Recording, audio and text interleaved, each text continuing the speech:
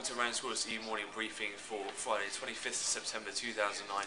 Just coming up to 9 o'clock now, so a bit of an overview of and a recap of the overnight news. Starting off with Asia, where we did see the Bank of Japan minutes from the August 10th and 11th meeting, which showed that a few BOJ board members said that the bank must make clear to markets that reviewing or ending its support to corporate funding should not be seen as a change of direction in terms of their monetary policy. Elsewhere, reports from China that it's time for the world's economies to begin considering exit strategies from stimulus policies that have shored up economic activity during the global downturn. On a similar note to that, obviously the G20 has been taken place both yesterday and continues today. From the draft communique being released by the Reuters newswire, reports that world leaders pledge to keep emergency economic supports in place until a durable recovery is secured, and to work together when the time comes to remove them. Again, we're looking out for confirmation of that later on today.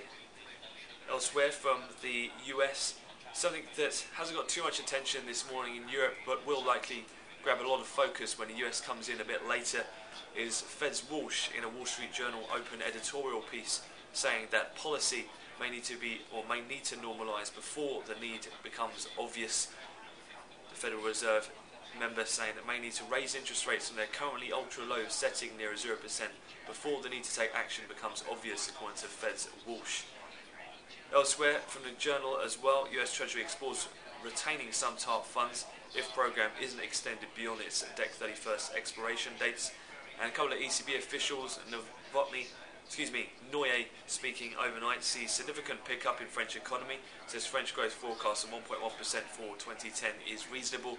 And elsewhere from Trichet, just before the market closed yesterday, said have recently had data that's better than expected but cannot be very optimistic yet as there is still great uncertainty.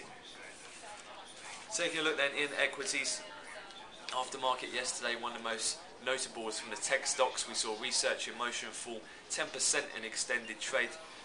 Their Q2 X items EPS came in at $1.03, above the expected $1. However, it was those revenues that caught the attention of the market, which came in at 3.53 billion, way below the expected 3.63. Also, for their next quarter Q3 revenue outlook, they see as 3.6 to 3.85 billion against a street estimate of 3.916. So disappointing as well in terms of not only the quarter revenue but their outlook for the following quarter. Their shares did dip around 10% in extended hours. Elsewhere from the FTSE BAE Systems, British prosecutors want the company to plead guilty and agree to a substantial fine by Sep 30th over allegations of bribery and corruption, or face possible criminal prosecution, according to sources in both Britain and the US. Elsewhere for Tate & Lyle, they had an update this morning and trading better as well in early trade.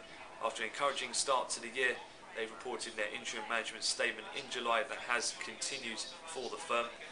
Elsewhere in France, Sanofi Aventis, they expect the H1N1 vaccine to target swine flu virus to boost its revenues both for 2009 and 2010.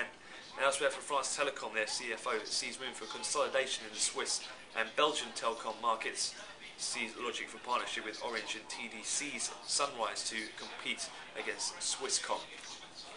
At the moment, in terms of the equity markets, pretty mixed across Europe.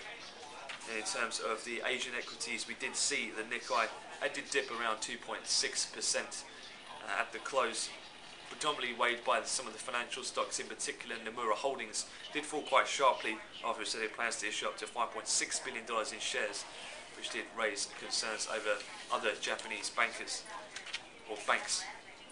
Taking a look then in terms of the calendar, top of the hour 9 o'clock we'll have Italian retail sales. That'll be alongside the Eurozone M3 report, and then 9:30 is UK total business investment, followed by the Swiss KOF Economic Institute forecast. That'll be at 10:30. 1:30 today from the US will be the durable goods report. That'll be followed by the SEP final Michigan just before 3, with the new home sales at 3 o'clock London time. So that'll be 9 in Chicago. Speaker-wise, looking out for orthonitis, Hildebrand and Fed's Walsh, all due later on in the session.